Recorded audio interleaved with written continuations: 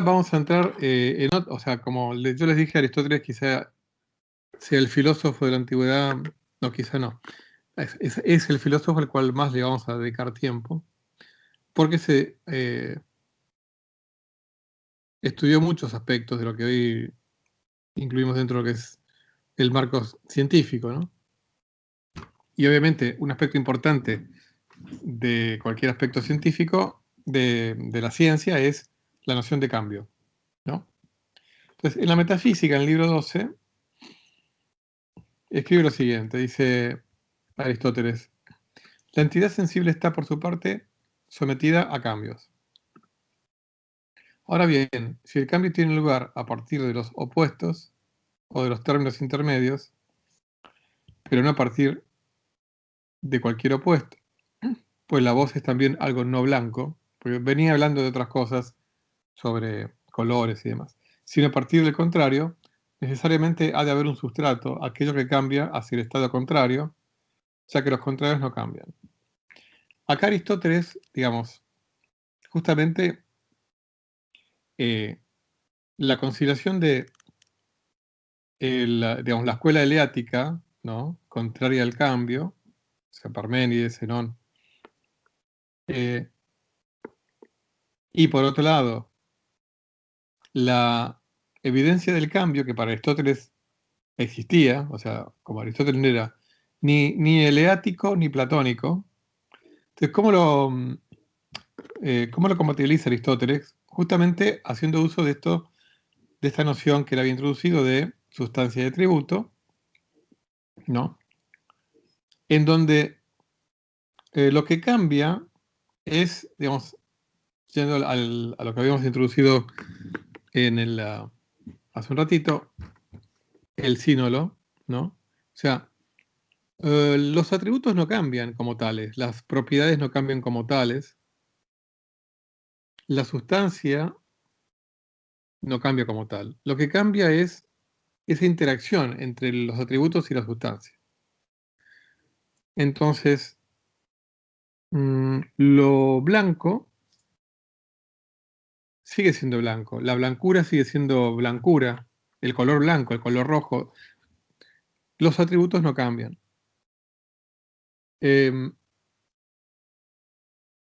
La sustancia en sí, la sustancia desprovista, digamos,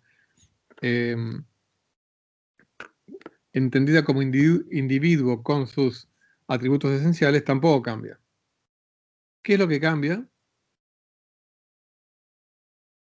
El atributo que se, vamos a llamar, el atributo que se materializa en la sustancia. Entonces, cuando un individuo o una cosa cambia de color, ¿no? Entonces, una sustancia química era, no sé, transparente y se hace roja, lo que cambia es el color de esa sustancia. O sea, no es que cambie la sustancia como tal, lo que cambia es que en lugar de, en lugar de, ponerle la transparencia es medio un color muy, muy particular, ponle algo que cambia de celeste a azul, de celeste a rojo. Lo que cambia es que en lugar de estar el azul, digamos, imbuido en esa sustancia, pasa a estar imbuido el rojo. Entonces lo que cambia es esa interacción, ¿no? Entre el espacio de los atributos y la sustancia concreta de la cual estamos hablando. ¿Entienden? O sea, lo que cambia es esa interacción, no cambia la noción de azul en sí, ni la de rojo, ni cambia la sustancia, esa de la cual estamos predicando color, en sí. Lo que cambia es su color. El color cambia.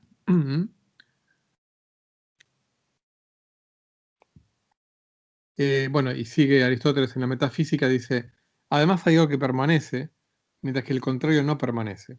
Hay pues un tercer término, además de los contrarios, la materia. Un poco más de lo que les había comentado. Por otra parte, si los cambios son 4, bien según la esencia,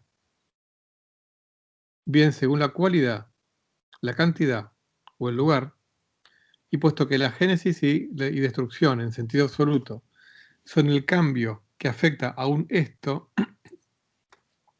mientras que el crecimiento y la disminución es el que afecta a la cantidad, la alteración el que afecta a la cualidad y el desplazamiento el que afecta al lugar. Los cambios serán hacia los estados correspondientes a cada uno de estos casos. Y necesariamente cambia la materia, que potencialmente es lo uno y lo otro. Entonces, bueno, para Aristóteles había 4 tipos de cambio, ¿no?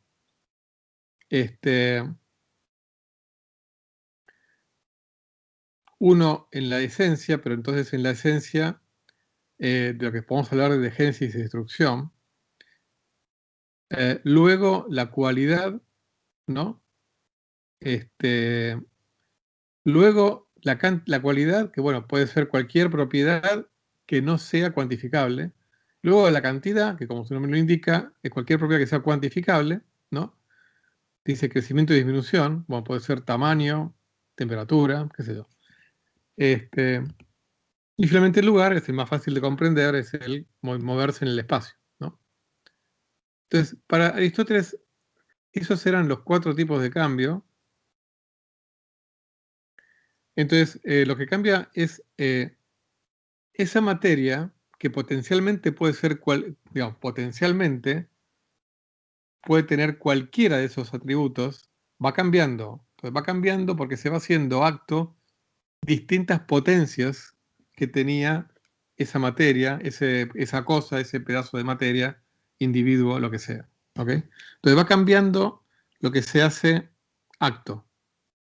O sea, y volvemos a lo mismo. En términos modernos uno podría decir,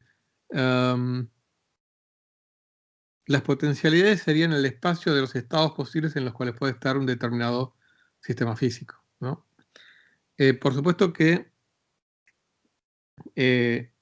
cuando lo que cambia es la esencia, ahí ya hablamos de génesis y de destrucción. Entonces, por ejemplo, cuando Sócrates se muere, deja de ser hombre, en el sentido de que, pero ahí ya porque digamos, cuando lo que cambia es la esencia, entonces ya es una destrucción de esa entidad compuesta, deja de ser directamente.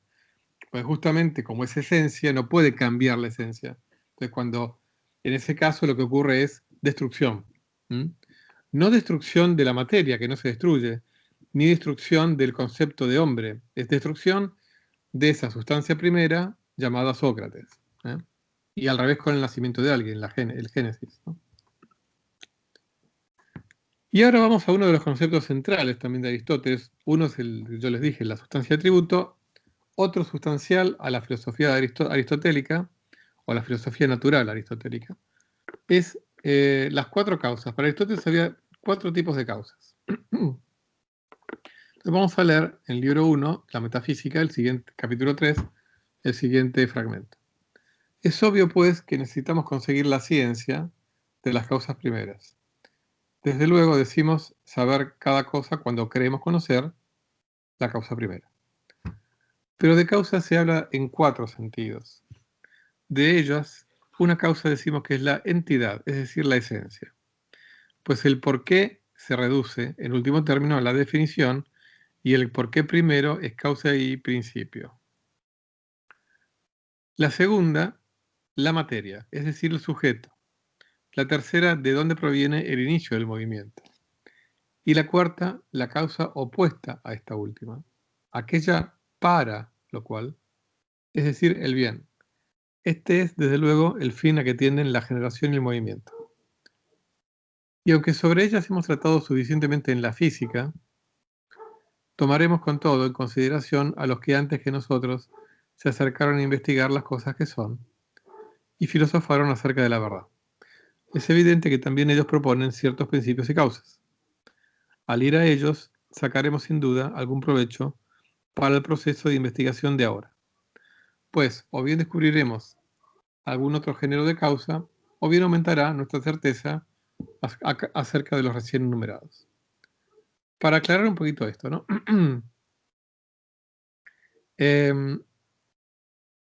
Esta primera causa que dice entidad, esencia, es lo que en otra parte Aristóteles llama la causa formal. La causa formal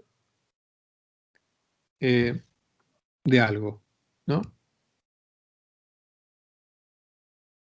Y de nuevo, formal en el sentido de forma, sí, pero una forma generalizada, ¿no? Puede ser la forma concreta, especial, pero puede ser otra cosa, ¿no? De nuevo, hoy en día lo diríamos estado. La segunda causa es la que se llama la causa material, ¿no? La materia es la materia de lo que está hecha ese objeto o ese sujeto, o sea, esa cosa de la cual estamos hablando. La tercera es la historia casuística, las cosas que pasaron antes. Es como le da otra categoría. ¿M? También Aristóteles en otra parte la va a llamar la causa eficiente. Hoy en día es lo que en física se llamaría causas secas. O sea, esta tercera causa, donde acá dice Aristóteles de donde proviene el inicio del movimiento, y en otra parte la va a llamar causa eficiente, es lo que uno llamaría el proceso por el cual un sistema físico fue a parar a donde está ahora. O sea, la unión de estado inicial más ley universal, proceso, ¿no? Proceso, causa-efecto, lo que hoy llamamos causas secas, la causa eficiente. Y finalmente la cuarta, que es para Aristóteles la más importante, porque es para Aristóteles la que más se relaciona con el conocimiento más profundo, la ciencia primera, que es la causa final. Que aquí fíjense que le llama el bien, ¿no? De nuevo, esta posición como optimista, ¿no? de él y de otros filósofos, que en donde la causa final, o sea, el fin para el cual algo ocurre, asociarlo al bien, ¿no? Como que parecería como que los fines son algo provechoso, positivo, pero bueno, en todo caso, el propósito, el fin que explica lo que está pasando ahora. Causa final. Así que esas son las cuatro causas, ¿no? Entonces acá hice de nuevo una serie de comentarios, les escribí, anacrónicos, ¿no? Entonces, como les dije, la tercera causa aristotélica, la causa eficiente, es lo que en física moderna se llama causa, a secas, ¿no? La causa material es lo que en ciencia moderna llamaríamos, o un químico llamaría la composición de un sistema físico o químico, de qué está hecho. La causa formal sería, como les dije, lo que hoy llamamos estado, la forma, ¿no? Generalizada, que tiene un determinado sistema físico, el estado en el cual está.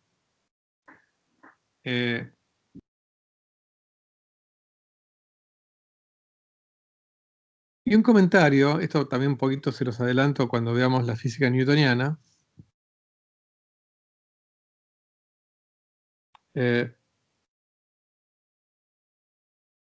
Hay una noción moderna que es la de sistema, ¿no? Un sistema físico, bueno, la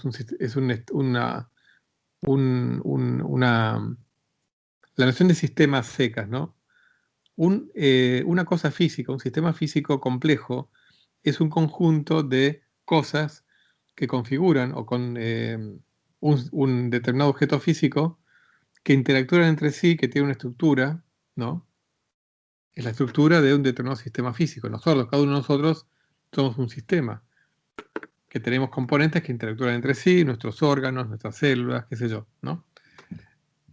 Y entonces, digamos, está por un lado la estructura interna, ¿no? Sobre cómo está constituido nuestro cuerpo, por ejemplo. Y por otro lado, cómo se relaciona nuestro cuerpo con el medio ambiente, que sería, digamos, la relación de este sistema físico con el entorno. Estaría dado por cómo se relaciona esa estructura con el medio ambiente. Y bueno, y todo eso configura ese estado físico, ¿no? O sea, hoy en día es muy complejo la noción de estado físico. Ahora, yendo a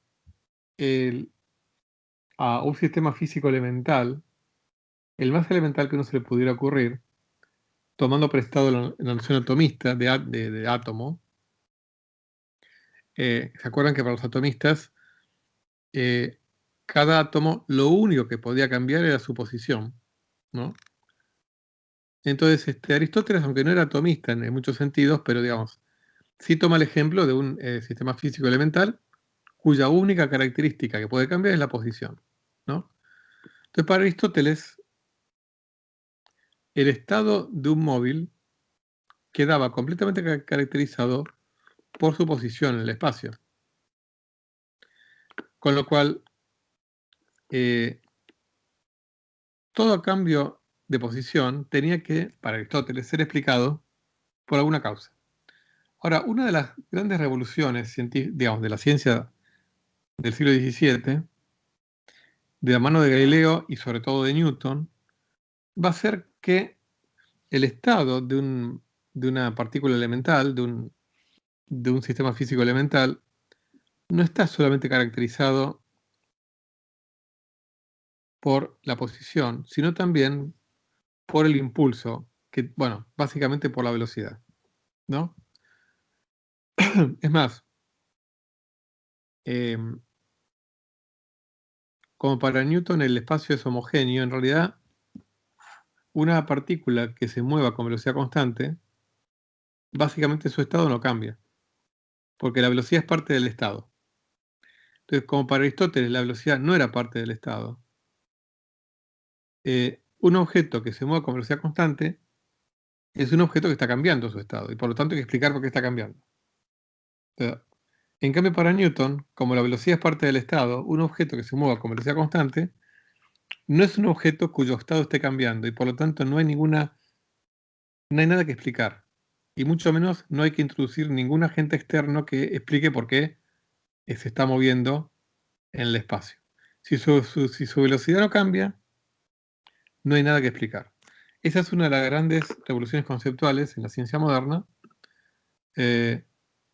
versus la ciencia aristotélica. Para Aristóteles, la posición es el estado del sistema, de un sistema elemental. Para Newton, es la velocidad lo que caracteriza el estado de un sistema, y por lo tanto, si se mueve con velocidad constante, no hay nada que explicar. Eso se los dejo como para que lo tengan, para que lo vayan pensando, que después vamos a volver a verlo cuando lleguemos a Galileo y a Newton. Muy bien, y yendo entonces bueno, al tema este de la, de la noción de caos y demás. Sí, Vera, he visto Interstellar y me encantó la película. Y eso da para toda. Bueno, el año pasado yo di un par de charlas sobre agujeros negros. Y bueno, para entender lo que pasa en esa película hay que entender un poquitito algo sobre agujeros negros. Muy bien. Después, si quieren, podemos seguir charlando sobre eso cuando termine de ahora la clase de ahora. Dice Aristóteles en la Metafísica, libro 2, capítulo 2. Es evidente ahora que hay un principio y que las causas de los seres no son infinitas, ni en serie lineal ni en multiplicidad de especies. Pero ni aun la esencia puede llevarse al infinito, a otra definición. Pues si no hay un primero de una serie, tampoco existe el que le sigue. Y no habría conocimiento, porque ¿cómo se podrían pensar los infinitos? Bueno, para Aristóteles, ahora vamos a verlo. Bueno, por aparte vamos a seguir todavía la clase que viene con Aristóteles. El infinito para Aristóteles es una noción con la cual uno puede tratar, pero como una noción en potencia. O sea, para Aristóteles el infinito existía en potencia, pero no en acto. Es inconcebible un infinito de hecho. Por lo tanto, para Aristóteles, las causas de los seres, las causas de los hechos incluso, no se pueden retrotraer al infinito. No puede haber cadenas causales con infinitos eslabones. Tienen que terminar en alguna parte, ¿no? Con lo cual, tiene que haber causas primeras, o una causa primera, depende en dónde vaya a aparecer, cómo sea la estructura de ese árbol de causal, ¿no? Si termina todo en una raíz o tiene varias raíces. Digamos, Aristóteles va introduciendo la noción de causa primera. ¿eh? Y en ese sentido dice, todo móvil debe ser movido por un motor. Esto en la física. Por lo tanto, si no tiene en sí mismo el principio del movimiento, es evidente que es movido por otro. Pero puesto que cada cuerpo ir movido lo es movido por un motor, es necesario también que cada cuerpo movido en el espacio sea movido por otro. Y entonces el motor por otro motor, pues también se mueve y este a su vez por otro. Pero esto, de nuevo, no puede seguir hasta el infinito, sino que debe detenerse en un punto. Y habrá algo que será causa primera del movimiento. Entonces, como yo les dije, ¿no? Para Aristóteles, eh,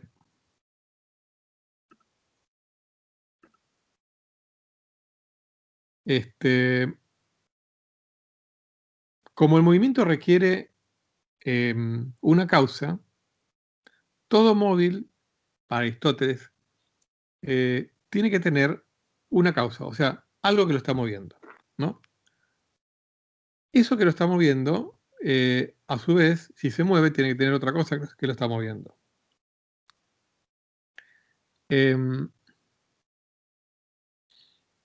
Una aclaración en función a una pregunta que me hace Santiago. Cuando dije que en algún sentido Aristóteles era atomista, no porque creyera que la materia no era infinitamente divisible, porque de hecho Aristóteles era continuista, creía que el espacio, el tiempo y la materia son infinitamente divisibles. Pero cuando dije que era en algún sentido atomista era en cuanto a que para él todo móvil, una vez que uno le describió todos sus atributos esenciales, lo que queda por utilizar para describirlo es su posición, ¿ok? En ese sentido lo dije, no que creyeran los átomos. Agradezco la pregunta de Santiago para aclarar eso.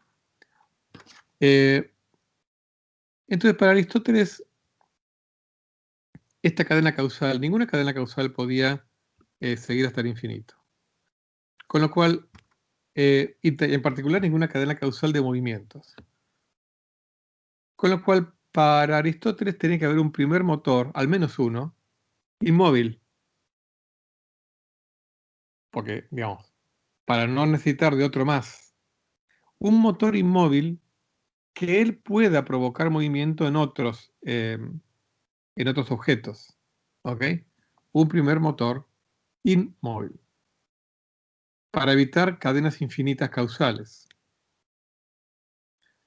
Y agrega, ¿no? Estamos yendo y viniendo entre la metafísica y la física de Aristóteles. Dice, de lo dicho resulta evidente, por consiguiente, que hay cierta entidad eterna e inmóvil, y separada de las cosas sensibles. Pues para Aristóteles el mundo sensible es cambiante, y como para él es necesario que haya un primer motor inmóvil, este no puede estar junto con las cosas sensibles. Dice, ha sido igualmente demostrado que tal entidad no tiene en absoluto magnitud, sino que carece de partes y es indivisible. En efecto, mueve por tiempo ilimitado, pero nada limitado posee una potencia ilimitada, y por lo tanto no puede tener una magnitud limitada, ni tampoco ilimitada, ya que no existe en absoluto magnitud ilimitada alguna. Acá es importante, digamos, para Aristóteles no puede tener una magnitud limitada, pero lo que está diciendo acá, que tampoco es ilimitada, es por lo mismo que les digo antes, porque para Aristóteles no puede haber un infinito o un ilimitado en acto. En potencia sí, pero no en acto, ya que no existe en absoluto magnitud ilimitada alguna. Además, queda demostrado que es impasible e inalterable, pues los demás movimientos son posteriores al local. Entonces, bueno, y digamos, Aristóteles va a identificar este primer motor inmóvil con el Dios supremo, digamos, ¿no? entonces hay un primer motor inmóvil, eterno, separado de las cosas sensibles. Y acá de a poquito nos vamos metiendo en el problema del tiempo, que lo vamos a abordar más de una vez en el curso. Para Aristóteles, el universo no pudo haber nacido hace un tiempo finito, porque entonces antes, como para Aristóteles no era concebible el nacimiento del tiempo, es un sinsentido para Aristóteles, si el universo hubiera nacido hace un tiempo finito, hubiera habido un tiempo en el cual no había nada. Entonces, un tiempo en el cual no hay nada es un tiempo homogéneo. Si no hay nada, todos los instantes son iguales. Entonces, argumenta Aristóteles, no hubiera habido una causa suficiente para que el universo hubiera nacido cuando nació y no 3 horas antes o 4 años después.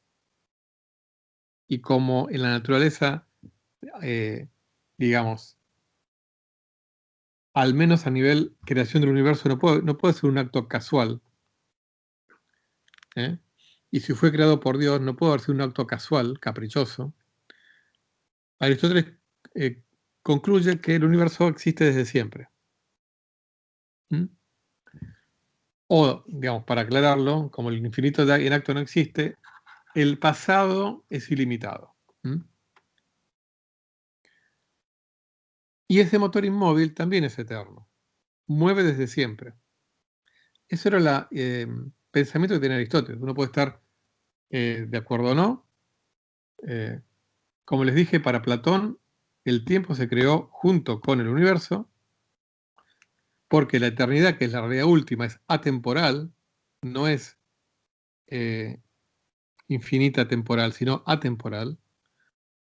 Como Aristóteles no era platónico en este sentido, él no asocia el tiempo a la imagen móvil de la eternidad, sino que el tiempo, bueno, ahora vamos a ver qué es el tiempo para Aristóteles, pero digamos, el tiempo existe desde, o sea, es ilimitado tanto hacia el pasado como hacia el futuro.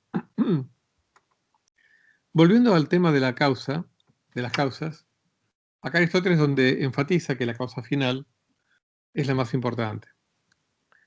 Dice Aristóteles, es evidente que en las cosas naturales la necesidad está dada por la material y por sus movimientos.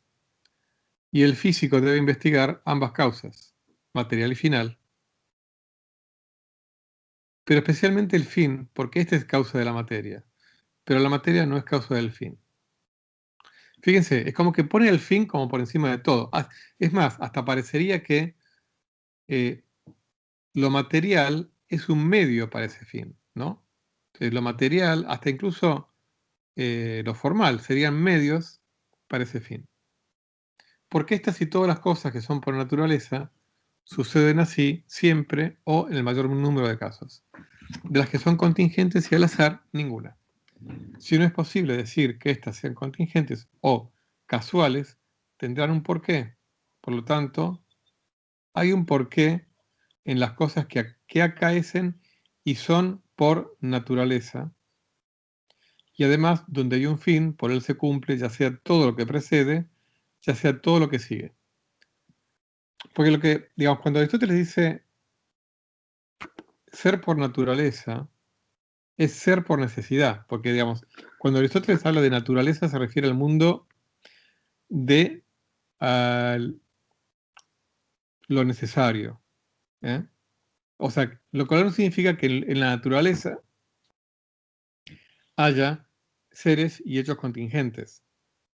Pero no en el sentido de que Aristóteles dice de, digamos, naturaleza en el sentido de esencia. Esta cosa se comporta así por su naturaleza, significa se comporta así necesariamente. ¿Ok?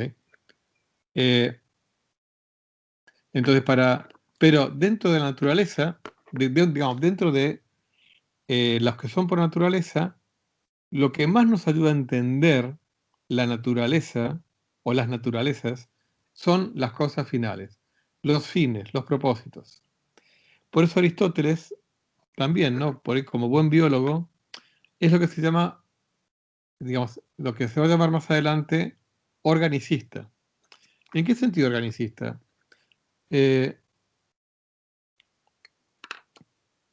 Digamos, el fisiólogo, el médico, el anatomista, cuando pretende entender el funcionamiento del organismo, del cuerpo humano, lo que hace es, lo que le interesa es entender cuál es la función del hígado, la función del corazón, la función de los riñones. O sea, ¿para qué están en el cuerpo? ¿Qué hacen? Pero fíjense que detrás de la noción de función está la noción de causa final. ¿Cuál es el propósito del hígado? El fin del corazón, ¿no? De los riñones. No, digamos, el anatomista o el fisiólogo eh, no va a estudiar la causa eficiente. Primero porque no podría, eso recién hubo que esperar a la bioquímica de fines del siglo XX y XXI para entender los procesos metabólicos por los cuales el hígado segrega, el páncreas segrega y hace lo que hace. O sea, eso sería, digamos, las cadenas causales eficientes. O sea, las cadenas de reacciones químicas, bla, un paso por paso, segundo tras segundo, ¿no? Eso sería inabordable, imposible para cualquier científico anterior, ¿no? A 1950. Entonces, lo más que podía hacer un fisiólogo es entender para qué están ahí los órganos digamos, del cuerpo humano, ¿no? Entonces, en ese sentido, Aristóteles, eh, digamos, no está mal que Aristóteles le haya dado preeminencia a las causas finales, porque son las que me permiten entender el funcionamiento de distintos subsistemas de sistemas complejos, como puede ser el cuerpo humano, el cuerpo de un animal, ¿no es cierto? O sea que es una parte importante de la ciencia también, la causa final, en el sentido de la rama de la ciencia que estudia las funciones, ¿no?, en el mundo de los seres vivos. Y acá entramos a algo interesante. Yo se los anticipé, creo que la clase pasada, no, o al principio de esta, en donde Aristóteles hace una diferenciación entre lo contingente y lo que es aleatorio. Fíjense, dice,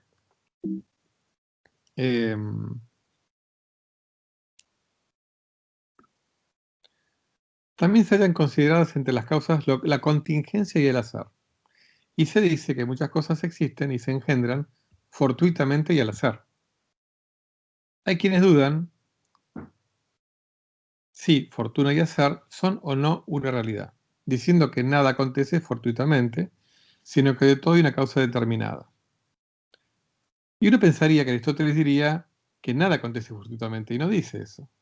Por eso, digamos, el pensamiento de Aristóteles es muy sofisticado. Dice Aristóteles, ¿no? El capítulo 4 del libro 2 de la física. En este caso sería el capítulo 6. La diferencia está en que lo fortuito se haya más extendido, ya que todo contingente es casual, pero este no siempre contingente. Ahora vamos a aclarar esto. Sobre todo es distinto de lo contingente en los hechos naturales. Pues cuando acontece un fenómeno antinatural, entonces no decimos que es contingente, sino más bien que sucede fortuitamente. También es diferente en esto, porque la causa del uno es externa, la del otro es interna. Acá diferencia lo contingente de lo casual. Entonces, lo contingente es algo que podría haber sido distinto, ¿no? Ahora, un fenómeno antinatural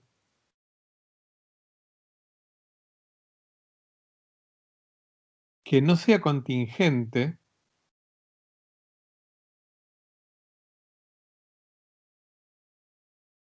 es uno,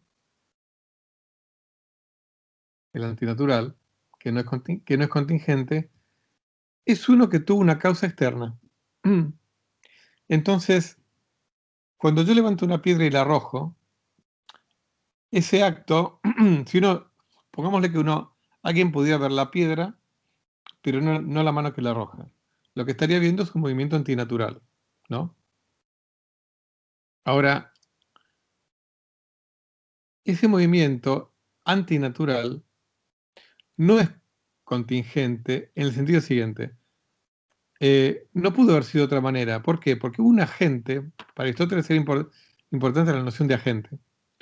Hubo un agente externo, con volición propia, voluntad, que agarró la piedra y la tiró. Le imprimió un movimiento antinatural, porque para Aristóteles el movimiento natural de una piedra era caer.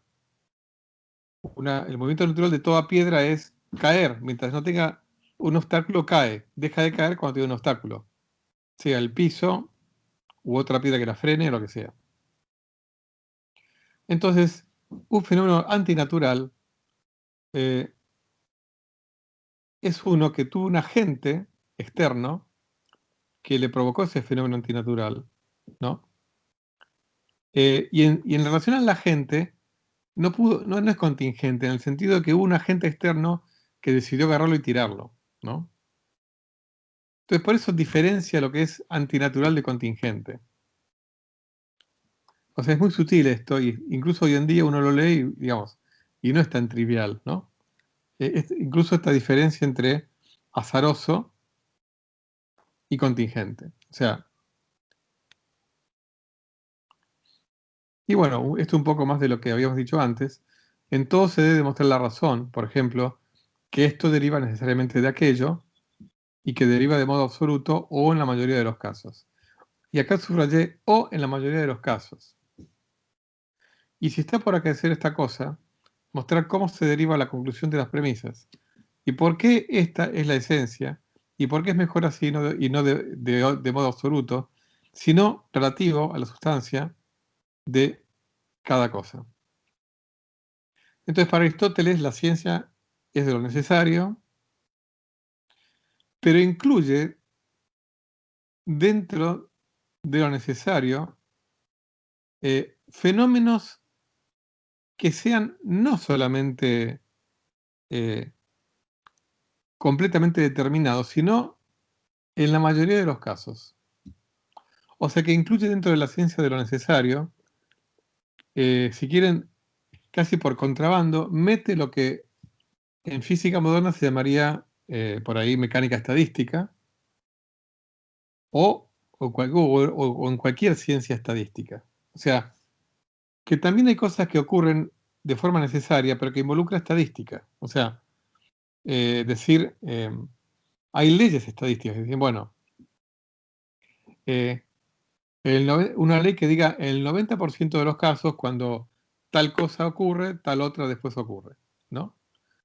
Y es curioso cómo Aristóteles, sin que en esa época existiera, y aparte faltan 2000 años para que empiece a aparecer la teoría probabilística y la ciencia estadística, deja lugar el mundo de la ciencia para fenómenos que ocurren en la mayoría de los casos. Eso es interesante. ¿Mm? Me parece algo interesante también eh, muy bien. A ver cómo vamos. Em, a ver, hoy empezamos.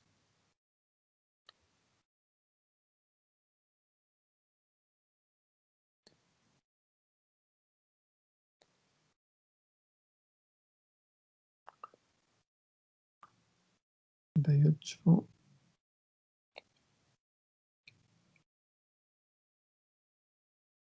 Está bien. Bueno, por ahí lo que vamos a hacer hoy es terminar acá.